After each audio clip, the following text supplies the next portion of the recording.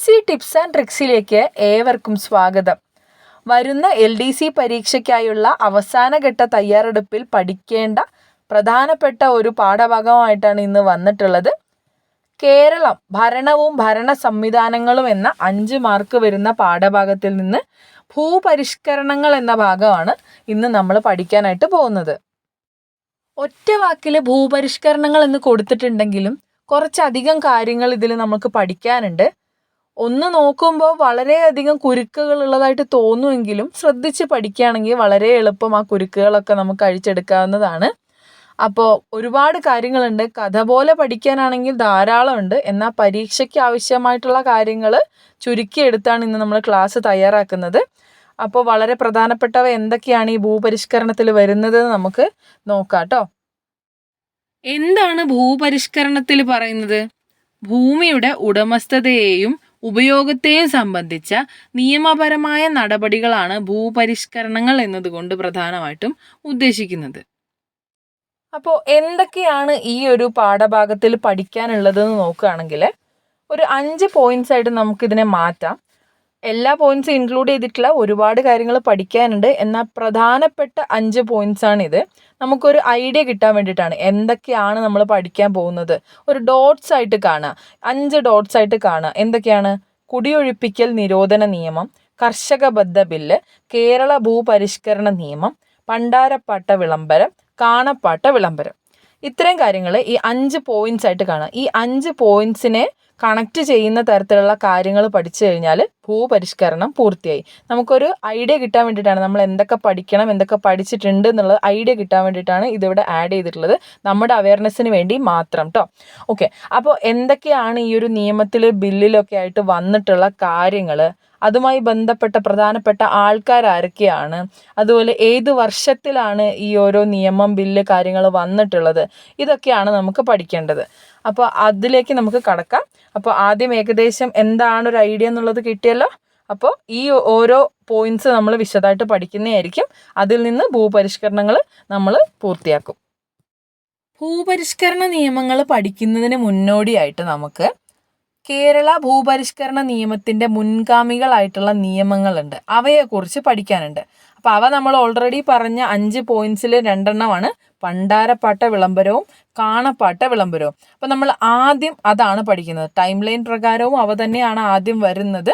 അപ്പോൾ അവയെക്കുറിച്ച് ആദ്യം പഠിച്ച ശേഷം പിന്നീട് എന്തൊക്കെയാണ് സംഭവിച്ചതെന്നുള്ളത് നോക്കിപ്പോവാം. അപ്പോൾ കേരള ഭൂപരിഷ്കരണ നിയമത്തിന് മുൻഗാമിയായിട്ടുള്ള നിയമങ്ങളിൽ ഒന്നാമത്തതാണ് പണ്ടാരപ്പാട്ട വിളംബരം. PSC പരീക്ഷകൾ എഴുതിയിട്ടുള്ള അല്ലെങ്കിൽ മിതമായ ഒരു തയ്യാറെടുപ്പെങ്കിലും നടത്തിയിട്ടുള്ള എല്ലാവർക്കും അറിയാം പണ്ടാരപ്പാട്ട വിളംബരം ധാരാളമായി ചോദ്യപേപ്പറുകളിൽ കണ്ടിട്ടുണ്ട് അല്ലേ. അപ്പോൾ ഇതിലെ ഓരോ വരിയും പ്രധാനപ്പെട്ടതാണ്. കൃത്യമായി പഠിച്ചിരിക്കുക, കൃത്യമായി നിങ്ങളുടേതായ നോട്ട് തയ്യാറാക്കി പഠിക്കുക. അപ്പോൾ നമുക്ക് തുടങ്ങാം. പണ്ടാരപ്പാട്ട വിളംബരം 1865 പണ്ടാരപ്പാട്ട വിളംബരം ആരംഭിച്ചത്. തിരുവിതാംകൂറിലെ കർഷകരുടെ മാഗ്ന കാർട്ട എന്നറിയപ്പെടുന്ന വിളംബരമാണ് പണ്ടാരപ്പാട്ട വിളംബരം. ഈ പണ്ടാരപ്പാട്ട വിളംബരത്തിൽ പണ്ടാരപ്പാട്ട അല്ലെങ്കിൽ പണ്ടാരം വക എന്നുള്ളത് സർക്കാർ വക എന്ന അർത്ഥത്തിലാണ് ഉപയോഗിച്ചിട്ടുള്ളത്. അപ്പോൾ പണ്ടാരപ്പാട്ട വിളംബരം എന്താണ്? സർക്കാർ വക ഭൂമിയിൽ കാലങ്ങളായി കൃഷി ചെയ്തുകൊണ്ടിരിക്കുന്ന കർഷകർക്ക് ആ ഭൂമിയുടെ ഉടമസ്ഥാവകാശം അനുവദിച്ചു നൽകുന്ന വിളംബരമാണ് പണ്ടാരപ്പാട്ട വിളംബരം എന്ന് പറയുന്നത്.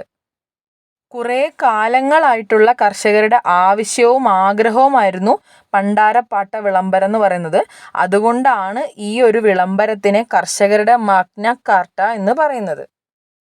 കാണാതെ പഠിക്കുക എന്നുള്ളതിനേക്കാളും ഈ പറയുന്ന ഓരോ പോയിന്റ്സും കണക്ട് ചെയ്ത് അല്ലെങ്കിൽ എന്തുകൊണ്ടത് വന്നു എന്നുള്ളത് മനസ്സിലാക്കി പഠിക്കുന്നതാണ് ഓർത്തിരിക്കാൻ കുറച്ചും കൂടെ എളുപ്പം. അപ്പോൾ നമ്മൾ എന്താണ് ഇതുവരെ പറഞ്ഞത്? കർഷകരുടെ മാഗ്ന കാർട്ട എന്നറിയപ്പെടുന്ന വിളംബരമാണ് പണ്ടാരപ്പാട്ട വിളംബരം. പണ്ടാരപ്പാട്ട വിളംബരം എന്നതുകൊണ്ട് പണ്ടാര വക അല്ലെങ്കിൽ സർക്കാർ വക ഭൂമിയിൽ കാലങ്ങളായിട്ട് കൃഷി ചെയ്തുകൊണ്ടിരുന്ന കർഷകർക്ക് ആ ഭൂമിയുടെ ഉടമസ്ഥാവകാശം അനുവദിച്ചു നൽകുക എന്ന ഉദ്ദേശത്തോടു കൂടി നടത്തിയ വിളംബരമാണ് പണ്ടാരപ്പാട്ട വിളംബരം. അതുകൊണ്ടാണ് ഈ ഒരു വിളംബരത്തിനെ കർഷകരുടെ മാഗ്ന കാർട്ട എന്ന് അറിയപ്പെടുന്നത്. 1865 പണ്ടാരപ്പാട്ട വിളംബരം തിരുവിതാംകൂറിൽ പ്രഖ്യാപിച്ച ഭരണാധികാരി ആയില്യം തിരുനാൾ ബാലരാമവർമ്മയായിരുന്നു. ബാലരാമവർമ്മയുടെ കാലഘട്ടം എപ്പോഴായിരുന്നു എന്നറിയോ? 1860 മുതൽ 1880 വരെ തിരുവിതാംകൂർ ഭരിച്ച ഭരണാധികാരിയായിരുന്നു ആയില്യം തിരുനാൾ ബാലരാമവർമ്മ. അപ്പം അതുകൊണ്ട് തന്നെ പണ്ടാരപ്പാട്ട വിളംബരം പ്രഖ്യാപിച്ചത് ആയില്യം തിരുനാളാണ്. കൃത്യമായി ഓർത്തിരിക്കുക. 1860 മുതൽ 1880 വരെ തിരുവിതാംകൂർ ഭരിച്ച ഭരണാധികാരിയായിരുന്നു ആയില്യം തിരുനാൾ. അതുകൊണ്ട് 1865 പ്രഖ്യാപിച്ച പണ്ടാരപ്പാട്ട വിളംബരം നടത്തിയ സമയത്ത് ആരായിരുന്നു ഭരണാധികാരി? ആയില്യം തിരുനാൾ ബാലരാമവർമ്മ.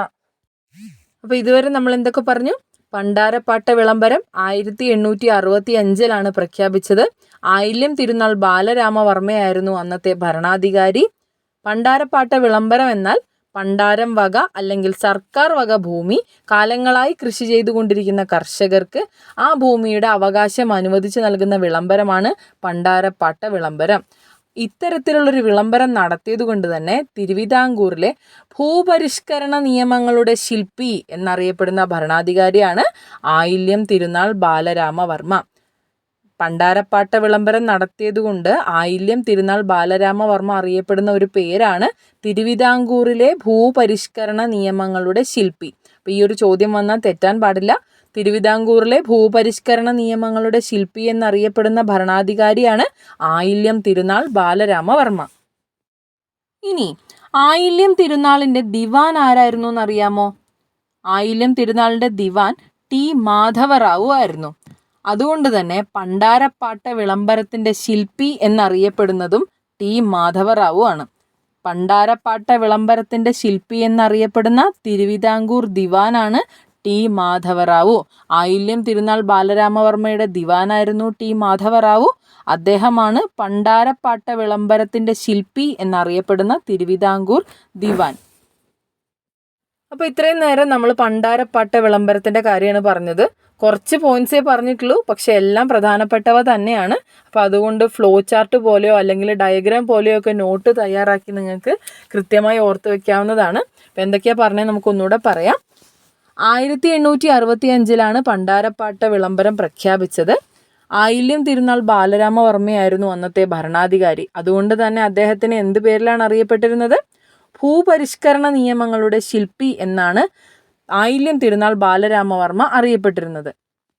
ആയില്യം തിരുനാളിൻ്റെ ദിവാൻ ആരായിരുന്നു? ടി മാധവറാവു. ടി മാധവറാവു ആയിരുന്നു ആയില്യം തിരുനാൾ ബാലരാമവർമ്മയുടെ ദിവാനായിട്ടുണ്ടായിരുന്നത്. അതുകൊണ്ട് തന്നെ പണ്ടാരപ്പാട്ട വിളംബരത്തിൻ്റെ ശില്പി എന്നറിയപ്പെടുന്ന തിരുവിതാംകൂർ ദിവാനാണ് ടി മാധവറാവു.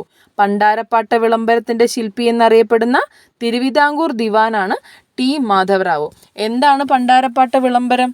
പണ്ടാരപ്പാട്ട വിളംബരം അല്ലെങ്കിൽ പണ്ടാരവക എന്നാൽ സർക്കാർ വക ഭൂമിയാണ്.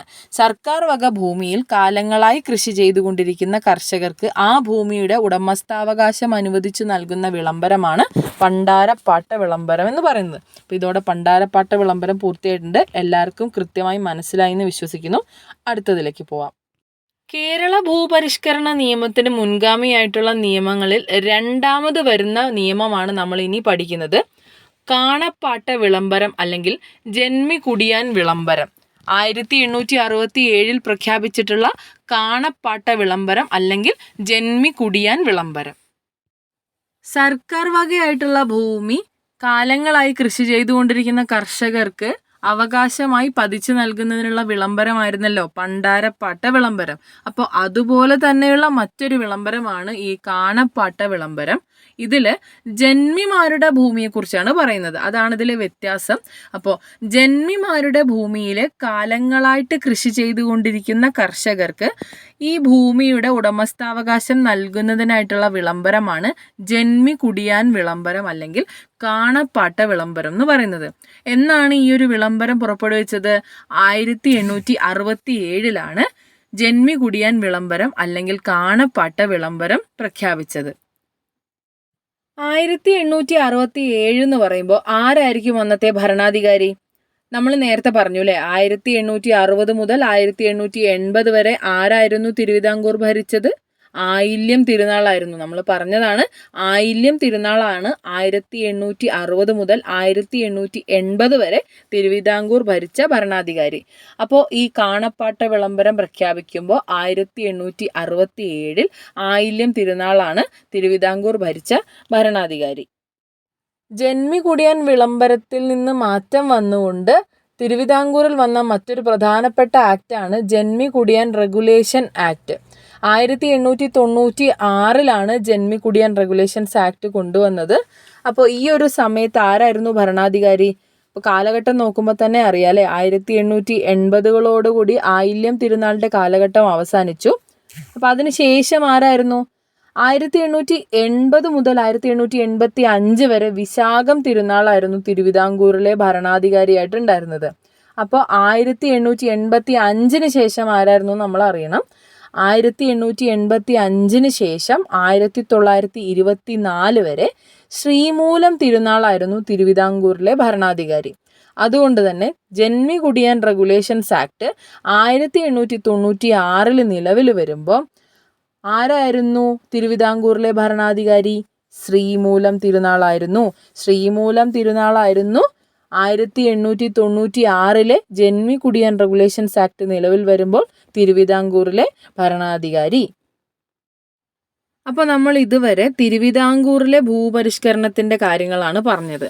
അപ്പോൾ അതുപോലെ തന്നെ കൊച്ചിയിലെയും മലബാറിലെയും നിയമങ്ങളും കൂടി നമുക്ക് അറിഞ്ഞിരിക്കണം. ജസ്റ്റ് കാര്യങ്ങൾ മാത്രം അറിഞ്ഞാൽ മതി. കൊച്ചി കുടിയായ്മ നിയമം 1914 മലബാർ കുടിയായ്മ നിയമം 1929 വന്നിട്ടുള്ളത്. അപ്പോൾ നമുക്ക് ചിലപ്പോൾ ഇത് ചോദ്യങ്ങൾ സ്റ്റേറ്റ്മെൻറ്റ് വൈസ് ചോദ്യങ്ങളായിട്ട് വരുമ്പോൾ ഈ സ്റ്റേറ്റ്മെൻ്റ് ഒക്കെ വന്നേക്കാം. അല്ലെങ്കിൽ കാലഘട്ടം ചോദിച്ചുകൊണ്ട് ഏത് ആദ്യം വന്നു, ഏത് രണ്ടാമത് വന്നു എന്ന തരത്തിലുള്ള ചോദ്യവും വന്നേക്കാം. അപ്പോൾ ഈ വർഷങ്ങളും ഈ ഒരു പേരും കൃത്യമായിട്ട് ഓർത്തിരിക്കുക. ജന്മികുടിയാൻ റെഗുലേഷൻസ് ആക്ട് വന്നത് 1896 കൊച്ചി കുടിയായ്മ നിയമം വന്നത് 1914 മലബാർ കുടിയായ്മ നിയമം 1929 ഇത് കറക്റ്റ് ഓർഡറിലാണ് കൊടുത്തിട്ടുള്ളത്. അപ്പോൾ അതുപോലെ തന്നെ പഠിച്ചാൽ മതി. അപ്പോൾ നമ്മൾ ഇതുവരെ കേരള ഭൂപരിഷ്കരണ നിയമത്തിന് മുൻഗാമികളായിട്ടുള്ള 2 നിയമങ്ങളും പഠിച്ചു കഴിഞ്ഞു. ഏതൊക്കെയായിരുന്നു? പണ്ടാരപ്പാട്ട വിളംബരവും കാണപ്പാട്ട വിളംബരവുമാണ്. പണ്ടാരപ്പാട്ട വിളംബരം എപ്പോഴാണ് പ്രഖ്യാപിച്ചത്? 1865 പണ്ടാരപ്പാട്ട വിളംബരം പ്രഖ്യാപിച്ചത്. കാണപ്പാട്ട വിളംബരമോ 1867 കാണപ്പാട്ട വിളംബരം പ്രഖ്യാപിച്ചത്. ആരായിരുന്നു ആ സമയത്തെ ഭരണാധികാരി? പണ്ടാരപ്പാട്ട വിളംബരത്തെയും അതുപോലെ കാണപ്പാട്ട വിളംബരത്തെയും ഭരണാധികാരി ആയില്യം തിരുനാൾ ബാലരാമവർമ്മയായിരുന്നു. ആയില്യം തിരുനാളിൻ്റെ കാലഘട്ടം ഓർത്തിരുന്നാൽ മതി. 1860 മുതൽ 1880 വരെ ആയിരുന്നു കേട്ടോ. പിന്നീട് നമ്മൾ എന്താണ് പഠിച്ചത്? ഭൂപരിഷ്കരണ നിയമങ്ങളുടെ ശില്പി എന്നറിയപ്പെടുന്ന ഭരണാധികാരി ആരെന്നാണ് പഠിച്ചത്. ആയില്യം തിരുനാൾ ബാലരാമവർമ്മയാണ് തിരുവിതാംകൂറിലെ ഭൂപരിഷ്കരണ നിയമങ്ങളുടെ ശില്പി എന്നറിയപ്പെടുന്നത് കേട്ടോ. അപ്പോൾ അദ്ദേഹത്തിൻ്റെ ദിവാൻ ആരായിരുന്നു? ആയില്യം തിരുനാൾ ബാലരാമവർമ്മയുടെ ദിവാനായിരുന്നു ടി മാധവറാവു. അതുകൊണ്ട് തന്നെ പണ്ടാരപ്പാട്ട വിളംബരത്തിൻ്റെ ശില്പി എന്നറിയപ്പെടുന്ന തിരുവിതാംകൂറിലെ ദിവാനാണ് ടി മാധവറാവു. കാണപ്പാട്ട വിളംബരത്തിൽ നമ്മൾ മറ്റെന്തൊക്കെയാണ് പറഞ്ഞത്? ജന്മികുടിയാൻ റെഗുലേഷൻസ് ആക്ട് 1896 കൊച്ചി കുടിയായ്മ നിയമം 1914 മലബാർ കുടിയായ്മ നിയമം 1929 നിലവിൽ വന്നു എന്ന് നമ്മൾ പറഞ്ഞു അല്ലേ. അപ്പോൾ മുൻഗാമികളായിട്ടുള്ള നമ്മുടെ നിയമങ്ങൾ കഴിഞ്ഞിട്ടുണ്ട്. ഇനിയാണ് നമ്മൾ കേരളത്തിൻ്റെ ഭൂപരിഷ്കരണം എന്നതിലേക്ക് കടക്കാൻ പോകുന്നത്. 1950 മുതൽ 1970 വരെയുള്ള കാലഘട്ടത്തിൽ കേരളത്തിൽ ഭൂപരിഷ്കരണങ്ങൾ എന്ന ആശയം ഉൾക്കൊണ്ടുകൊണ്ട് വിവിധ നിയമങ്ങൾ സാമൂഹിക സമത്വം ഉറപ്പാക്കുന്നതിന് വേണ്ടിയിട്ട് നടപ്പിലാക്കിയിട്ടുണ്ട്. ഈ പരീക്ഷണങ്ങൾ അല്ലെങ്കിൽ ഈ ഒരു ഭൂപരിഷ്കരണങ്ങൾ ഭൂമിയുടെ ഉടമസ്ഥാവകാശം സാധാരണ ജനങ്ങൾക്ക് എത്തിക്കുക, അതുപോലെ കർഷകരുടെ അവകാശങ്ങൾ സംരക്ഷിക്കുക, സെമീന്ദാരി സമ്പ്രദായം ഇല്ലാതെയാക്കുക എന്നിവയിലൂടെ വലിയൊരു മാറ്റം തന്നെ കൊണ്ടുവന്നിട്ടുണ്ട്. ഇത് കർഷകർക്കും മറ്റും കൂടുതൽ അവകാശങ്ങൾ കിട്ടുകയും അല്ലെങ്കിൽ നികുതികൾ കുറയ്ക്കുകയൊക്കെ ചെയ്ത് വലിയ സഹായമാണ് ചെയ്തിട്ടുള്ളത്. അതിൽ പ്രധാനപ്പെട്ടതാണ് EMS മന്ത്രിസഭ ഭൂപരിഷ്കരണവുമായി ബന്ധപ്പെട്ട് നടത്തിയ ചില നടപടികൾ. 1957 EMS നമ്പൂതിരിപ്പാടിൻ്റെ നേതൃത്വത്തിൽ നിലവിൽ വന്നിട്ടുള്ള കേരളത്തിലെ ആദ്യ മന്ത്രിസഭ ഭൂപരിഷ്കരണവുമായി ബന്ധപ്പെട്ട് ചില പ്രധാന നടപടികൾ സ്വീകരിക്കുകയുണ്ടായിട്ടുണ്ട്. അതെന്താന്ന് വെച്ചാൽ 1957 ഡിസംബറിൽ കേരളത്തിലെ എല്ലാ സംസ്ഥാനങ്ങളിലെയും മുഴുവൻ പ്രദേശങ്ങൾക്കും ബാധകമാകുന്ന തരത്തിൽ കുടിയൊഴിപ്പിക്കൽ നിരോധന നിയമം ആക്ട് അല്ലെങ്കിൽ കുടിയൊഴിപ്പിക്കൽ നിരോധന നിയമം പാസ്സാക്കിയിട്ടുണ്ട്. ഭൂപരിഷ്കരണ നിയമം കൊണ്ടുവരുന്നതിന് മുന്നോടിയായിട്ട് എല്ലാ തരം ഒഴിപ്പിക്കലുകളും തടഞ്ഞുകൊണ്ടുള്ള ആദ്യ നിയമമാണ് ഈ ഒരു കുടിയൊഴിപ്പിക്കൽ നിരോധന നിയമം എന്ന് പറയുന്നത്. 1957 ഈ ഒരു നിയമം പാസ്സാക്കിയിട്ടുള്ളത്. ഭൂപരിഷ്കരണ നിയമങ്ങൾ നിലവിൽ വരുന്നു എന്നുള്ളത് തന്നെ ജന്മിമാർക്കൊക്കെ പേടി ഉണ്ടാക്കിയിട്ടുണ്ടായിരുന്നു. അപ്പം മറ്റ് നിയമങ്ങൾ പ്രാബല്യത്തിൽ വരുന്നതിന് മുൻപായി, പ്രത്യേകിച്ച് കാർഷികബദ്ധ നിയമം പ്രാബല്യത്തിൽ വരുന്നതിന് മുൻപായിട്ട് കഴിയുന്നിടത്തോളം കുടിയാന്മാരെ ഒഴിപ്പിച്ച് ഭൂമി നേരിട്ട് കൈവശപ്പെടുത്തുവാനായിട്ടുള്ള ജന്മിമാരുടെ ആ ഒരു അടവിനെ പരാജയപ്പെടുത്തുന്ന തരത്തിലായിരുന്നു ഈ ഒരു കുടിയൊഴിപ്പിക്കൽ നിരോധന നിയമം വന്നിട്ടുണ്ടായിരുന്നത്. അപ്പോൾ ഈ ഒരു നിയമത്തിലെ ഭൂപരിധി സംബന്ധിച്ചും ഉടമസ്ഥാവകാശം കുടിയാൻ വാങ്ങുന്നതിനെ സംബന്ധിച്ചുമുള്ള വകുപ്പുകൾ ഒഴികെ അത് മാറ്റിവെച്ചുകൊണ്ട് മറ്റെല്ലാ വകുപ്പുകളും 1961 പ്രാബല്യത്തിൽ വന്നു. അപ്പോൾ എന്താ സംഭവിച്ചത്? പ്രധാനപ്പെട്ട ചില വകുപ്പുകൾ മാറ്റി നിർത്തപ്പെട്ടു. അപ്പോൾ ഈ ഇത്തരത്തിൽ ചില നിയമങ്ങൾ ഒഴിവാക്കിയതിൻ്റെ ഭാഗമായിട്ട് പല ന്യൂനതകളും ഈ ഒരു നിയമത്തിലുണ്ടായി. അപ്പോൾ പ്രധാനമായിട്ടും പരിധി നിർണയമായിരുന്നു ഈ ഒരു നിയമത്തിൽ ഉദ്ദേശിച്ചിരുന്നത്.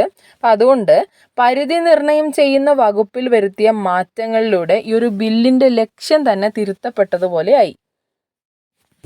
അപ്പോൾ ഇത്രയാണ് ഈ ഒരു നിയമത്തിൻ്റെ ബാക്ക് സ്റ്റോറി എന്ന് പറയുന്നത്. അത്രയും വ്യക്തമായിട്ടുണ്ട് എന്നുണ്ടെങ്കിൽ ഇനി മുന്നോട്ട് പറയുന്ന പോയിന്റ്സ് ആണ് കണക്ട് ചെയ്യാവുന്നതേ ഉള്ളൂ. അപ്പോൾ എന്തൊക്കെയാണ് ഭൂപരിഷ്കരണ നിയമത്തിൽ പറയുന്ന പോയിന്റ്സ് പ്രധാനപ്പെട്ടവ നമുക്ക് നോക്കാം.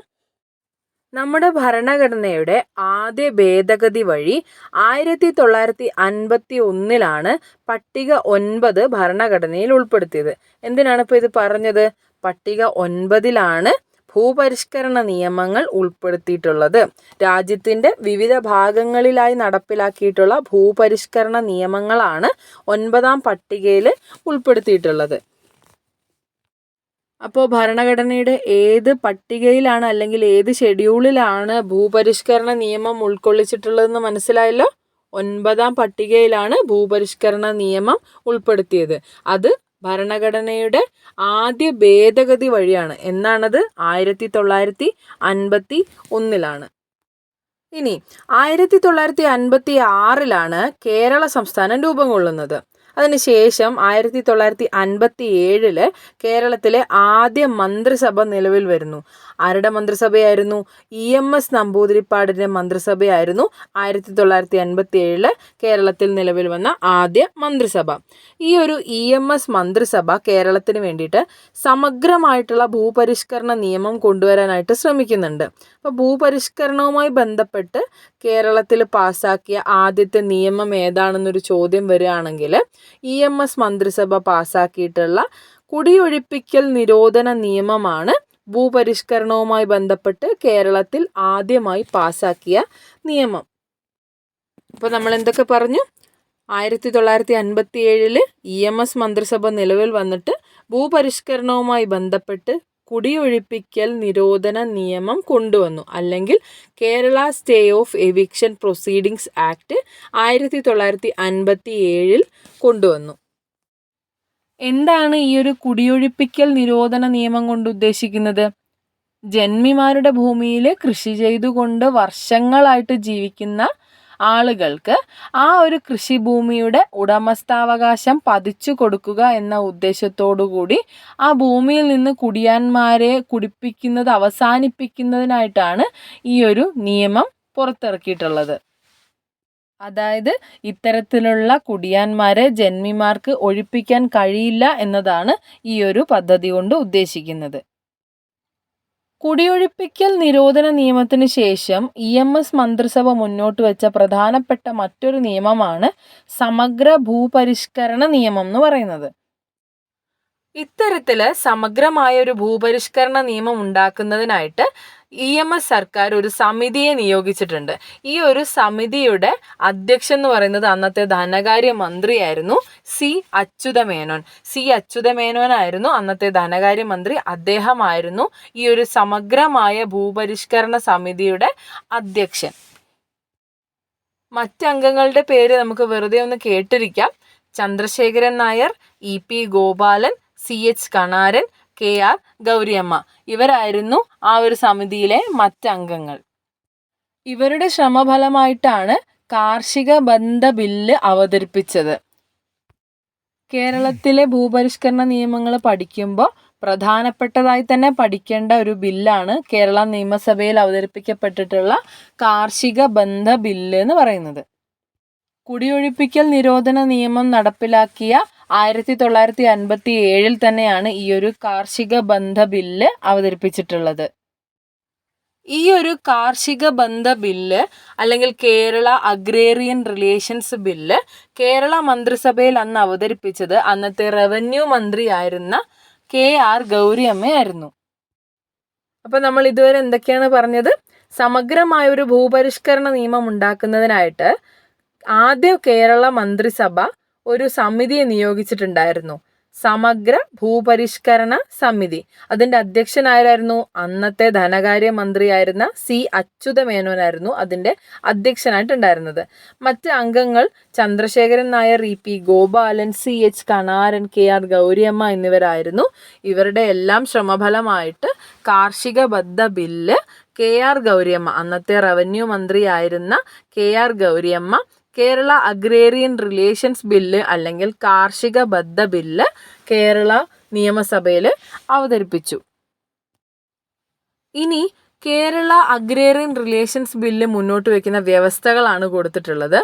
കൈവശ ഭൂമിക്ക് പരിധി വയ്ക്കുക, പാട്ടവ്യവസ്ഥകൾ റദ്ദ് ചെയ്യുക, കുടിയടപ്പ് അവകാശം നൽകുക, മിച്ച ഭൂമി സാധാരണക്കാർക്ക് നൽകുക എന്നിവ വഴി ജന്മിത്വം അവസാനിപ്പിക്കുക എന്നതായിരുന്നു കാർഷിക ബദ്ധ ബില്ല് കൊണ്ട് ഉദ്ദേശിച്ചിട്ടുണ്ടായിരുന്നത്.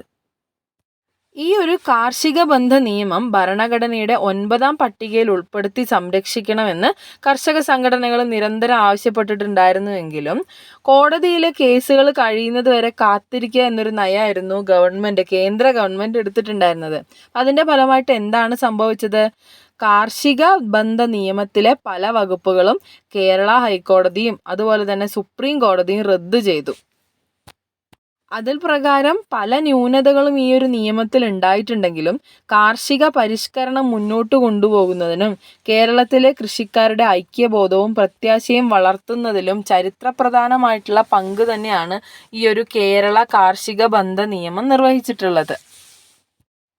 ഈ ഒരു കർഷക ബന്ധ ബില്ല് പ്രകാരം നിശ്ചിത പരിധിയിൽ കൂടുതലാണ് ഭൂമിയെങ്കിൽ സർക്കാർ അത് ഏറ്റെടുത്ത് നഷ്ടപരിഹാരം നൽകി അധികമുള്ള ഭൂമി അർഹരായവർക്ക് വിതരണം ചെയ്യുമെന്ന് വ്യക്തമായിട്ട് പറഞ്ഞിട്ടുണ്ടായിരുന്നു. തോട്ടങ്ങളെ ഈ ഒരു ബില്ലിൽ നിന്ന് ഒഴിവാക്കിയിട്ടുണ്ടായിരുന്നു. ബില്ല് നിയമസഭ പാസാക്കി ബില്ല് രാഷ്ട്രപതിക്ക് അയച്ചിട്ടുണ്ടായിരുന്നെങ്കിലും 1959 വിമോചന സമരത്തെ തുടർന്നിട്ട് ഈ ഒരു മന്ത്രിസഭ പിരിച്ചുവിടുകയും അതുപോലെ രാഷ്ട്രപതി ഭരണം ഏർപ്പെടുത്തുകയും ചെയ്തിട്ടുണ്ടായിരുന്നു. അങ്ങനെ 1960 ഇടക്കാല തിരഞ്ഞെടുപ്പിനെ തുടർന്നിട്ടാണ് കോൺഗ്രസിൻ്റെ പിന്തുണയോട് കൂടിയിട്ട് പട്ടംതാണുപിള്ള നേതൃത്വത്തിലുള്ള മന്ത്രിസഭ അധികാരത്തിൽ വന്നത്.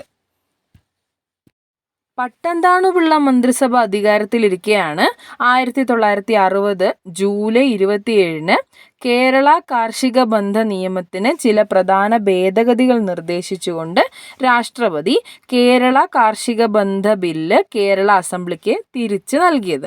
അപ്പോൾ രാഷ്ട്രപതി നിർദ്ദേശിച്ച ഭേദഗതികൾ കുറച്ചുണ്ടായിരുന്നു.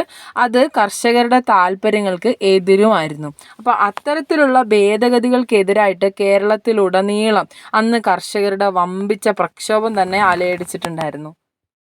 അങ്ങനെ അതിനെ തുടർന്ന് രാഷ്ട്രപതി നിർദ്ദേശിച്ച ഭേദഗതികൾ നിയമസഭ അതേപടി പാസ്സാക്കിയിട്ടില്ല. രാഷ്ട്രപതിയുടെ നിർദ്ദേശത്തിനനുസരിച്ച് പല ഭേദഗതികൾക്കും മാറ്റം വരുത്തിയതിന് ശേഷമാണ് കേരള നിയമസഭ അത് അംഗീകരിച്ചത്. അതിൽ പ്രകാരം ഭേദഗതി ചെയ്യപ്പെട്ട കാർഷിക ബന്ധ ബില്ല് രാഷ്ട്രപതിയുടെ ഒപ്പോട് കൂടിയിട്ട് 1961 ജനുവരി 21 നിയമമായിട്ട് മാറി. അപ്പം നമ്മളിവിടെ പറഞ്ഞ കാര്യങ്ങളൊക്കെ ഒന്ന് ചുരുക്കി പറയാം. 1959 ജൂൺ 10 നിയമസഭ ഭൂപരിഷ്കരണ ബില്ല് പ്രസിഡന്റിന്റെ ഒപ്പിടുന്നതിനായിട്ട് അയച്ചു. എന്നാൽ 1959 വിമോചന സമരത്തിന്റെ ഫലമായിട്ട് EMS മന്ത്രിസഭ പിരിച്ചുവിടുകയും 1960 ജൂലൈ 27 രാഷ്ട്രപതി ഈ ഒരു ബില്ല് തിരിച്ചയക്കുകയും ചെയ്തു. ആ സമയത്ത് മുഖ്യമന്ത്രി പട്ടം താണുപിള്ളയാണ് കേട്ടോ. ഭേദഗതി വരുത്തിയ ഈ ഒരു ബില്ലിന് 1961 ജനുവരി 21 രാഷ്ട്രപതി അംഗീകാരം നൽകുകയും ചെയ്തു. അതേ തുടർന്ന് 1961 ഫെബ്രുവരി 15 കേരളത്തിലെ ആദ്യത്തെ ഭൂപരിഷ്കരണ നിയമം നിലവിൽ വന്നു. ഇതിൽ പക്ഷേ കേരളത്തെ മുഴുവനായിട്ടും ഉൾക്കൊള്ളിച്ചിട്ടുണ്ടായിരുന്നില്ല. കാസർഗോഡ്, ഹോസ്ദുർഗ് മേഖലയെ കോടതി ഈ ഒരു നിയമത്തിൻ്റെ പരിധിയിൽ നിന്നും ഒഴിവാക്കിയിട്ടുണ്ടായിരുന്നു. അതിനുശേഷം കേരള മുഖ്യമന്ത്രിയായി വരുന്നത് കേരളത്തിലെ ആദ്യത്തെ കോൺഗ്രസ് മുഖ്യമന്ത്രിയായിട്ടുള്ള ആർ ശങ്കറാണ്. ആർ ശങ്കർ മുഖ്യമന്ത്രിയായിരിക്കുന്ന കാലഘട്ടത്തിലാണ് 1963 കേരള ഭൂപരിഷ്കരണ നിയമം കേരള നിയമസഭ പാസ്സാക്കുന്നത്. അപ്പോൾ ഇവിടെ ശ്രദ്ധിക്കേണ്ട ഒരു പോയിന്റ് എന്താണ്? കേരള ഭൂപരിഷ്കരണ നിയമം പാസ്സാകുന്ന സമയത്തെ കേരള മുഖ്യമന്ത്രി ആരാണ്? ആർ ശങ്കറാണ്. കേരള ഭൂപരിഷ്കരണ നിയമം പാസ്സാകുന്ന സമയത്തെ കേരള മുഖ്യമന്ത്രി ആർ ശങ്കർ. അത് ഏത് വർഷത്തിലാണ്? 1963. പല കാരണങ്ങൾ കൊണ്ട് തന്നെ ഈ ഒരു നിയമം 1970 നിലവിൽ വന്നിട്ടുണ്ടായിരുന്നത്. അപ്പോൾ നമുക്കിവിടെ ഈ പറഞ്ഞതൊക്കെ ഒന്നും കൂടെ ചുരുക്കി പറയാം. 1961 ഫെബ്രുവരി 15 കേരളത്തിലെ ആദ്യത്തെ ഭൂപരിഷ്കരണ നിയമം നിലവിൽ വന്നു. എന്നാൽ ഇത് കേരളം മുഴുവനായിട്ട് നടപ്പിലാക്കിയിട്ടുണ്ടായിരുന്നില്ല. കാസർഗോഡ്, ഹോസ്ദുർഗ് എന്നീ മേഖലകളെ കോടതി ഈ ഒരു നിയമത്തിൻ്റെ പരിധിയിൽ നിന്ന് ഒഴിവാക്കിയിട്ടുണ്ടായിരുന്നു. 1963 കേരള ഭൂപരിഷ്കരണ നിയമം എന്ന പേരിൽ പുതിയൊരു നിയമം കൊണ്ടുവരാനായിട്ട് അന്നത്തെ മുഖ്യമന്ത്രിയായിരുന്ന ആർ ശങ്കർ ശ്രമിക്കുകയുണ്ടായി. അതായത് 1963 ആർ ശങ്കർ മന്ത്രിസഭയുടെ കാലത്ത് കാർഷിക ബന്ധ നിയമത്തിന് പകരം പുതിയ പല മാറ്റങ്ങളും ഉൾപ്പെടുത്തിക്കൊണ്ട് കേരള ഭൂപരിഷ്കരണ നിയമം അല്ലെങ്കിൽ കേരള ലാൻഡ് റിഫോംസ് ആക്ട് 1963 എന്ന പേരിൽ കേരള നിയമസഭ ഒരു പുതിയ നിയമം പാസാക്കി. ഇത് 1964 ഒന്നാം നിയമം എന്നാണ് അറിയപ്പെട്ടിരുന്നത്. ഈ ഒന്നാം നിയമം എന്ന് പറയുന്ന ഈ ഒരു പ്രസ്തുത നിയമം 1964 17ാം ഭരണഘടനാ ഭേദഗതി മുഖേനയാണ് ഭരണഘടനയുടെ 9ാം പട്ടികയിൽ ഉൾപ്പെടുത്തുകയും സംരക്ഷിക്കുകയും ചെയ്തിട്ടുള്ളത്. കൃഷിക്കാരുടെ താല്പര്യത്തിനെതിരായ പല വകുപ്പുകളും ഈ ഒരു നിയമത്തിൽ ഉണ്ടായിട്ടുണ്ടായിരുന്നു എങ്കിലും മൊത്തത്തിൽ ഇത് കേരളത്തിൽ ഒരു സാമൂഹ്യ സാമ്പത്തിക വിപ്ലവത്തിൻ്റെ തന്നെ തുടക്കമായിട്ടാണ് കണക്കാക്കുന്നത് കേട്ടോ. ഒരു എക്സ്ട്രാ ഫാക്റ്റായിട്ട് പറയാം, 9ാം പട്ടികയിൽ പെടുന്ന നിയമങ്ങൾക്കെതിരായിട്ട് കോടതിയെ സമീപിക്കാൻ പാടില്ലായിരുന്നു കേട്ടോ. ആദ്യം 2007 ഈ ഒരു വ്യവസ്ഥയ്ക്ക് മാറ്റം സംഭവിച്ചിട്ടുണ്ട്.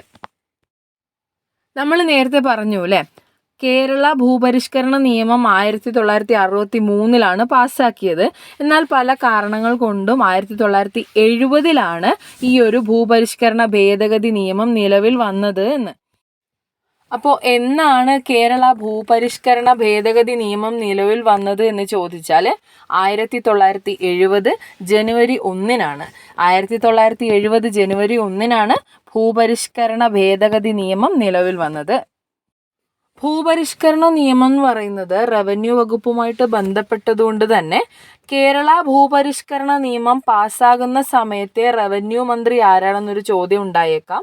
PT ചാക്കോയാണ് കേരള ഭൂപരിഷ്കരണ നിയമം പാസ്സാകുന്ന സമയത്തെ റവന്യൂ മന്ത്രി. ആ സമയത്തെ മുഖ്യമന്ത്രി ആരാണ്? ആർ ശങ്കറാണ്. 1963 കേരള ഭൂപരിഷ്കരണ നിയമം പാസ്സാവുന്ന സമയത്തെ കേരള മുഖ്യമന്ത്രി. ആ സമയത്തെ റവന്യൂ മന്ത്രി ആരാണ്? PT ചാക്കോ. എന്നാൽ 1970 C അച്യുതമേനോൻ്റെ നേതൃത്വത്തിലുള്ള ഗവൺമെൻറ്റിൽ 1970 ജനുവരി 1 ഭൂപരിഷ്കരണ ഭേദഗതി നിയമം നിലവിൽ വരുന്ന സമയത്തെ റവന്യൂ മന്ത്രി ആരാണ്? ആ സമയത്തെ റവന്യൂ മന്ത്രി KT ജേക്കബ് ആണ്. ഇപ്പോൾ പറഞ്ഞ കാര്യങ്ങൾ നമുക്ക് ഒന്നും കൂടി കൺസോളിഡേറ്റ് ചെയ്യാം. കുറച്ച് കൺഫ്യൂഷൻ ഉണ്ടാക്കുന്ന ഭാഗമാണ്, പക്ഷെ ഒന്ന് ശ്രദ്ധിച്ചിരുന്നാൽ മതി, കൃത്യമായിട്ട് മനസ്സിലാവും. 1963 കേരള ഭൂപരിഷ്കരണ നിയമം നിലവിൽ വരുന്ന സമയത്ത് കേരള മുഖ്യമന്ത്രി ആർ ശങ്കറും ആ സമയത്തെ റവന്യൂ മന്ത്രി പി.ടി. ചാക്കോയുമാണ്. ഇനി 1970 ഭൂപരിഷ്കരണ നിയമ ഭേദഗതി നിലവിൽ വരുന്ന സമയത്ത് ആരായിരുന്നു മുഖ്യമന്ത്രി? സി അച്യുതമേനോനും ആ സമയത്തെ റവന്യൂ മന്ത്രി കെ.ടി. ജേക്കബും ആണ്. ക്ലിയർ ആയല്ലോ?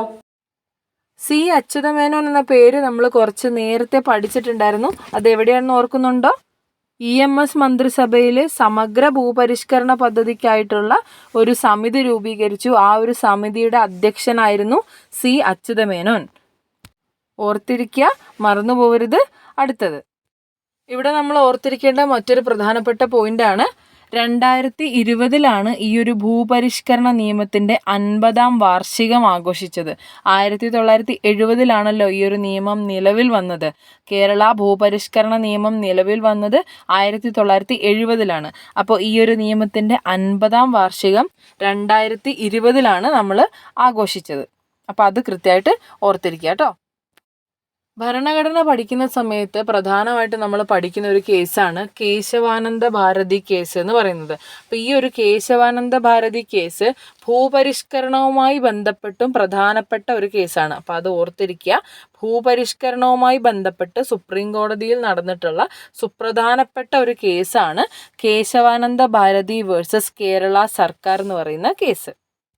ഇതിനെ തുടർന്നിട്ട് ഭൂപരിഷ്കരണവുമായി ബന്ധപ്പെട്ട ഒരു പോയിന്റും കൂടെ പറയാനുണ്ട്.